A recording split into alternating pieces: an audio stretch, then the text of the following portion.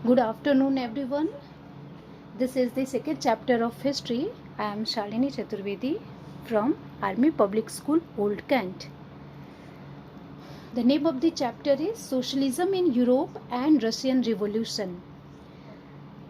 The first chapter was the French Revolution, and French Revolution के बाद पूरे Europe में सोशलिज्म का कॉन्सेप्ट आता है और उससे रशियन रिवॉल्यूशन, रशिया में उसका क्या इम्पैक्ट पड़ता है और रशिया का जो रिवॉल्यूशन है वो पूरे वर्ल्ड के सामने कैसे एक एग्जाम्पल दे रहा है, हम इसकी पूरी हिस्ट्री में मेन चीज़ों को समझेंगे। तो सबसे पहला हमारा जो पॉइंट है वो है the age of social change.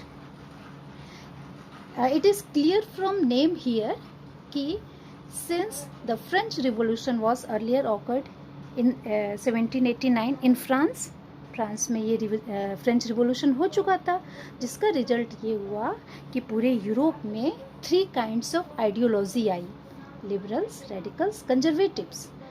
मैंने आपको क्लास में ऑलरेडी मेंशन किया था कि जो लिबरल्स थे वो रेडिकल्स और कंजर्वेटिव, ये तीनों आइडियोलॉजीज़ पूरे यूरोप में इस तरह के ग्रुप के लोग बन रहे थे, तो उसका क्या इम्पैक्ट पड़ रहा है, सोसाइटी कैसे चेंज हो रही है फ्रेंच रिवॉल्यूशन के बाद से। तो ये तीनों आइडियोलॉजी आ गई। उसके बाद इंडस्ट्रियल सोसाइटी भी साथ साथ, इंडस्ट्रियल रिवॉल्यूशन जो ब्रिटेन में हुआ था उसका भी इम्पैक्ट सोसाइटी के ऊपर आ रहा था और उसे भी सोसाइटी में चेंज हो रहा था। आउटलुक्स ऑफ नेशनलिस्ट, अब इस क्योंकि एक तरफ फ्रेंच रिवॉल्यूशन, दूसरी तरफ इंडस्ट्रियल रिवॉल्यूशन, तीसरी तरफ ये आइडियोलॉजीज़ का आना, इससे क्या होता है कि यूरोप में, स्पेशली रशिया में, नेशनलिस्ट, लिबरल्स, रेडिकल्स, इन सारी आइडियोलॉजीज़ अपने अपने एटीट्यूड को, जो उनका आउटलुक है, जो वो ऑब्जर्व कर रहे थे, जिस बिलीफ को लेके चल रहे थे, वो अपनी आइडियोलॉजी यूरोप में, स्पेशली रशिया में, अपने देश में, वो अपनी आइडियोलॉजी को एक्सप्रेस कर रहे थे, बता रहे थे। ठीक है, तो ये है age of social change. Second point, the coming of socialism to Europe. अब क्या होता है कि यूरोप में ये सारी आइडियोलॉजी फ्रेंच रिवॉल्यूशन के बाद आ रही है। नेशनलिस्ट, ये भी एक आइडियोलॉजी है, ये इस आइडियोलॉजी को फॉलो करने वाले नेशनलिस्ट कहलाते हैं, जो अपने नेशन के लिए जिनकी फीलिंग होती है, जिनका प्राउड होता है, जिनका लव अपने नेशन के लिए होता है। दूसरी चीज़, क्योंकि यूरोप में सोशलिज्म आ रहा है, एक नई आइडियोलॉजी आ रही है, और ये जो सोशलिज्म है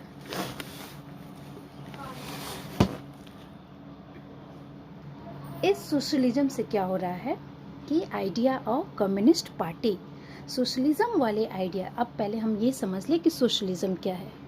सोशल है इसमें और आईएसएम लग गया, यानी ये एक आइडियोलॉजी बन गई सोशल, यानी कि जो आइडिया पूरे सोसाइटी को लेके चले, सोसाइटी में इक्वालिटी को लेके चले, चाहे वो फाइनेंशियल इक्वालिटी हो, चाहे सोशल स्टेटस की इक्वालिटी हो।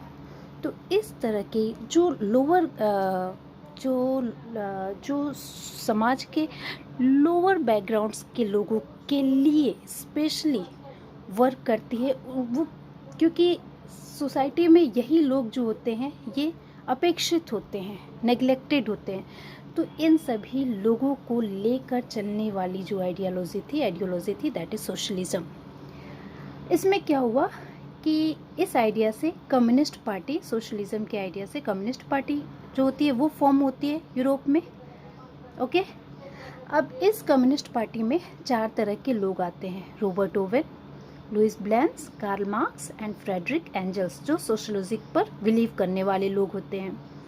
फिर हमने देखा था कि सपोर्ट फॉर सोशलिज्म, अब किस तरह से यूरोप में सोशलिज्म का जो कॉन्सेप्ट है, आइडियोलॉजी है, वो पूरे वर्ल्ड में, वो यूरोप में फैल रही है।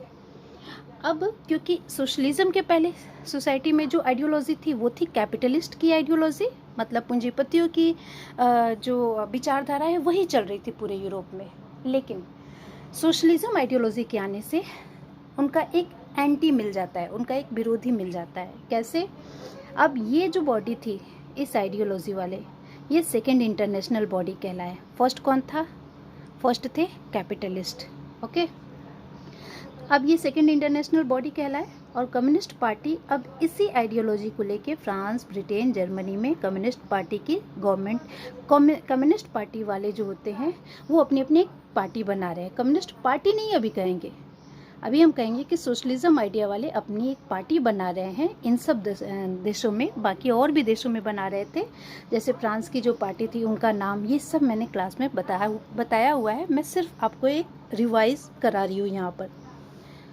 एंड जो हमारा थर्ड है दैट इज़ रशियन रिवॉल्यूशन। अच्छा, इंडस्ट्रियल चेंज हो गया, सोशल चेंज हुआ, आइडियोलॉजीज आई, इंडस्ट्रियल रिवॉल्यूशन से चेंज आ रहा है यूरोप में। फिर सोशलिज्म नई आइडियोलॉजी आती है, क्योंकि ये आइडियोलॉजी इसलिए भी आ रही है क्योंकि इंडस्ट्रियल चेंज हो रहा था और उसमें कैपिटलिस्ट लोगों का जो पूंजी लगा रहे थे इंडस्ट्रीज़ में, बड़े बड़े फैक्ट्री ओनर्स थे, जो रिच लोग थे, उनका ज़्यादा डोमिनेंसी थी सोसाइटी में। तो जो लोअर एम्प्लॉयर्स थे, जो वर्कर्स थे, जो पीजेंट्स थे, उनको नेग्लेक्ट किया जा रहा था। तभी ऐसी आइडियोलॉजी लेके ये लोग आते हैं और फिर धीरे धीरे यही आइडियोलॉजी पूरे यूरोप में फैल रही है और इनके नाम से पार्टी भी बन रही है। इधर रशियन रिवॉल्यूशन, फिर धीरे धीरे रशिया में रिवॉल्यूशन हो रहा है and the name of the revolution the Russian revolution. Revolution क्यों हो रहा है? रशियन अम्पायर, पहले हम समझेंगे कि रशिया का अम्पायर कैसा था। तो यहाँ पे 7 कंट्रीज से इनका पूरा अम्पायर बना था। मैप लोकेशन में आप दिखाएंगे, जैसे लाटविया, जैसे रूस के और भी बहुत सारे देश हैं, ठीक है। तो इन लोगों ने इनका पूरा रशिया अम्पायर पूरे 7 कंट्रीज से बना हुआ था। इसको हम मैप में यूरोप के मैप में रशिया को दिखाएंगे। फिर जार निकोलस सेकंड वहाँ का मोनार्क था। इकोनॉमी वहाँ की कैसी थी? एग्रीकल्चरल, आपको पता ही है कि एग्रीकल्चरल बेस्ड इकोनॉमी थी। मोर देन 80% ऑफ पीजेंट्स जो थे वो वहाँ के, रशिया के मोर देन 80% ऑफ पीपल जो थे वो पीजेंट्स थे। इंडस्ट्रीज़ वहाँ पे बहुत ही कम थी, स्मॉल पॉकेट्स में थी, बहुत ही कम थी। सिर्फ पेट्रोगार्ड और एक ही 2 शहर में जो थी वहाँ इंडस्ट्रीज़ थी। क्राफ्ट प्रोडक्शन वहाँ ज़्यादा होता था। एंड फिर एक्सपेंशन ऑफ रेलवे का एक्सपेंशन वगैरह हो रहा था, तो उसकी वजह से फॉरेन इन्वेस्टमेंट होता है धीरे धीरे, ठीक है। लेकिन वहाँ की मेन इकोनॉमी जो थी वो एग्रीकल्चरल पे बेस्ड थी। इधर सोसाइटी का क्या था? सोसाइटी में विंटर और पीजेंट्स थे, 2 अलग अलग तरह के लोग थे सोसाइटी में। यानी कि तो पीजेंट्स एग्रीकल्चरल में इंगेज थे, वर्कर्स जो है वो फैक्ट्री और इंडस्ट्रीज़ में काम कर रहे थे।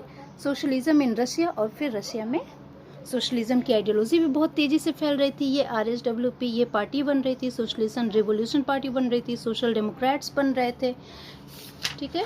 अब हम आगे देखते हैं, ठीक है क्लास। तो अभी हम इसे यही ओवर करते हैं। आगे के वीडियो हम दूसरे आगे का जो चैप्टर है वो हम दूसरे वीडियो में बनाते हैं, आगे के टॉपिक को। Thank you.